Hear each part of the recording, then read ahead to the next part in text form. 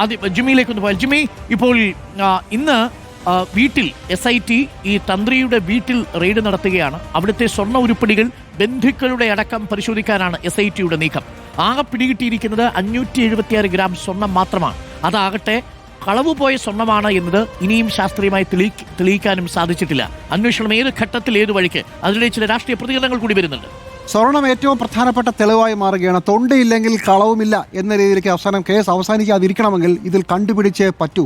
അതും എത്ര സ്വർണം പോയി? 4 കിലോയിൽ തുടങ്ങിയതാണ്, അവസാനം 1.5 ആകുന്നു, പിന്നെ അത് 1/2 കിലോയാകുന്നു. എത്രയായാലും ഒരു തരി സ്വർണമെങ്കിലും യഥാർത്ഥത്തിൽ 98-ൽ പൂശിയ സ്വർണം കണ്ടുപിടിക്കാൻ പറ്റിയില്ലെങ്കിൽ ഈ കേസ് മുഴുവൻ പൊളിയുന്ന സ്ഥിതിയാകുമ്പോൾ കണ്ടുപിടിച്ചേ പറ്റൂ സ്വർണം എവിടുന്നാണെന്ന്. അത് ഉണ്ണകൃഷ്ണൻ പോറ്റിയുടെ വീട്ടിലാണെങ്കിൽ അവിടെ, തന്ത്രിയുടെ വീട്ടിലാണെങ്കിൽ അവിടെ, എവിടെയാണെങ്കിലും എങ്ങനെയാണെങ്കിലും ഇത് കണ്ടുപിടിച്ചേ പറ്റൂ. അതുകൊണ്ട് തന്നെ അന്വേഷണം. പക്ഷേ ഉരുക്കിപ്പോയ ഒരു സ്വർണം കിട്ടാൻ പറ്റിയില്ലെങ്കിലോ, അതുകൊണ്ട് കേസ് അട്ടിമറിക്കപ്പെടുമോ? അതൊരു വലിയ പ്രധാനപ്പെട്ട ചോദ്യമാണ്. കിട്ടിയില്ലെന്ന് തന്നെ വിചാരിക്കുക, എന്ത് ചെയ്യും?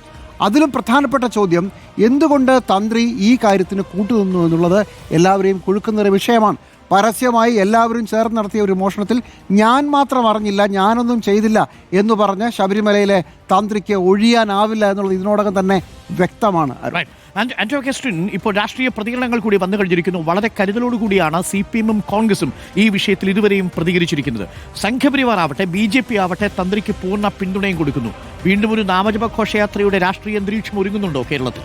ഇലക്ഷന് വേണ്ട ഒരു ചേരുവ ഒരുങ്ങി വരുന്നുണ്ടെന്നുള്ളതാണ് തന്നെ കാണേണ്ടത്. കാരണം BJPയെ സംബന്ധിച്ചിടത്തോളം അവർക്ക് കിട്ടാവുന്ന കഴിഞ്ഞ പ്രാവശ്യം 2019 പാർലമെൻറ്റ് ഇലക്ഷന് തൊട്ട് മുൻപ് കിട്ടിയ പോലെ ഒരു സുവർണാവസരമാണ് സത്യം പറഞ്ഞാൽ BJPക്ക് ഇപ്പോൾ കിട്ടിയെന്നാണ് അവരാഗ്രഹിക്കുന്നത്. ആ ആഗ്രഹം കൊണ്ടാണ് ഇപ്പോൾ എല്ലാ BJP നേതാക്കന്മാരും അടുപ്പിച്ചടുപ്പിച്ച് പത്രസമ്മേളനം നടത്തി പിന്നെ ശ്രദ്ധ വഴിതിരിച്ചുവിടാനാണ് തന്ത്രിയുടെ അറസ്റ്റോടുകൂടി നടക്കുന്നത് എന്നുള്ള രീതിയിലുള്ള വലിയ പ്രൊപ്പഗൻഡ ഉണ്ടാക്കി തുടങ്ങിയിട്ടുണ്ട്. കാരണം അതിനി അങ്ങോട്ട് പോകാൻ പോകുന്നതാണ്. അവരെ സംബന്ധിച്ചിടത്തോളം ഇലക്ഷന് മുൻപ് ഹിന്ദു രാജ്യം ആഗ്രഹിക്കുന്ന അവർക്കൊരു വലിയ സംവിധാനം കിട്ടിയിരിക്കുന്നു. അതുകൊണ്ടാണല്ലോ കഴിഞ്ഞ പ്രാവശ്യം ശബരിമലയിൽ അത്രയധികം പ്രക്ഷോഭങ്ങൾ നടന്നത്. പക്ഷേ അത് BJPക്ക് അല്ല ആ പ്രാവശ്യം ഗുണം ചെയ്തത്, ആ സമയത്ത് കോൺഗ്രസിനാണ് ഗുണം ചെയ്തത്.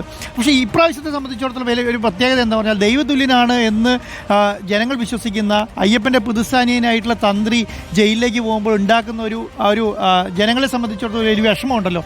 ആ വിഷമത്തിൽ നിന്ന് എങ്ങനെ പ്രതികരിക്കണമെന്ന് സത്യം പറഞ്ഞാൽ കോൺഗ്രസിനും അറിയില്ല, CPM-നും അറിയില്ല. കാരണം അവർ പകച്ചേക്കാണ്. അവരെ സംബന്ധിച്ചിടത്തോളം CPM അതിലൊരു വലിയ ആശ്വാസം കാണുന്നുണ്ട്. എന്താണ് ആശ്വാസം എന്നറിയോ? കാരണം അവരുടെ അന്വേഷണ സംഘമാണ് ഇത് അറസ്റ്റ് ചെയ്തിരുന്നെങ്കിൽ കേരളത്തിലെ ഏറ്റവും വലിയ ഇന്നത്തെ പ്രധാനപ്പെട്ട ഒരു വിഷയം എന്ന് പറയുന്ന ഒരു വലിയ സാമൂഹിക പ്രശ്നത്തിലേക്ക് അത് മാറിയേനെ. കാരണം എന്താണ്, ശബരിമലയെ തകർക്കാൻ വേണ്ടിയിട്ട് ശബരിമല തന്ത്രിനെ പിണറായി വിജയൻ സർക്കാർ അറസ്റ്റ് ചെയ്തു എന്നുള്ള നിലയിലേക്ക് വന്നേനെ. അതെ, അത് അങ്ങനെ ആയേനെ. പക്ഷേ എന്ത് സംഭവിച്ചു? ഇത് ഹൈക്കോടതിയുടെ നേതൃത്വത്തിലുള്ള SIT ആണ് അന്വേഷണം നടത്തിയെന്നും അറസ്റ്റ് ചെയ്തു എന്നുള്ളതുമാണ് അതിൻ്റെ ഏറ്റവും പ്രധാനപ്പെട്ട കാര്യം. ഇനിയപ്പം ഇലക്ഷനെ സംബന്ധിച്ചിടത്തോളം വലിയ രീതിയിലുള്ള ചർച്ചയ്ക്കായിരിക്കും ഇത് വഴി തുറക്കാൻ പോവുക. ശബരിമലയെ സംബന്ധിച്ചിടത്തോളം അയ്യപ്പൻ്റെ സ്വർണം നഷ്ടപ്പെടുകയും അതിനനുസരിച്ച് അതിൽ കേസ് നടക്കുന്നുണ്ടെങ്കിലും ഇനിയുള്ള 3 മാസം അല്ലെങ്കിൽ 120 ദിവസം എന്ന് പറയുന്നത് ഇലക്ഷനുമായി ബന്ധപ്പെട്ട ദിവസമാണ് കേരളത്തിലുള്ളത്. അപ്പോൾ അതിനൊരു രീതിയിലുള്ള പരിപാടിയായിരിക്കും നടക്കാൻ പോകുന്നുള്ളതാണ്. സ്മൃതി, ഇതിനകത്ത് ഏറ്റവും പ്രധാനപ്പെട്ട ചോദ്യം, ഇവർ സാമ്പത്തിക ഇടപാടുകൾ നടത്തിയതായിട്ട് ഇതുവരെ ഈ റിപ്പോർട്ടിൽ ഈ 1ഉം 9ഉം പ്രതികളല്ലാതെ ബാക്കി ആരുടെയും പേരിൽ അങ്ങനൊരു കുറ്റമേ ഇല്ല. ഗൂഢാലോചനയുണ്ട്.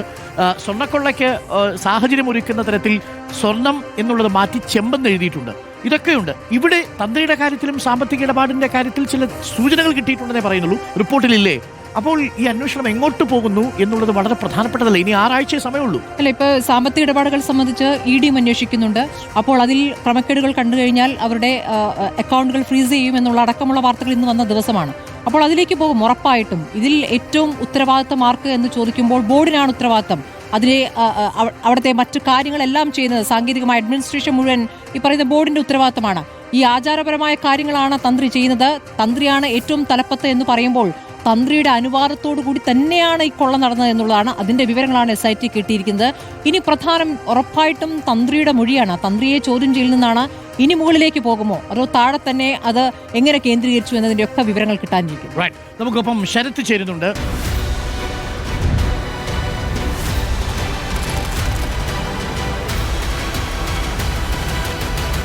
Debate with Dr. Arun Kumar.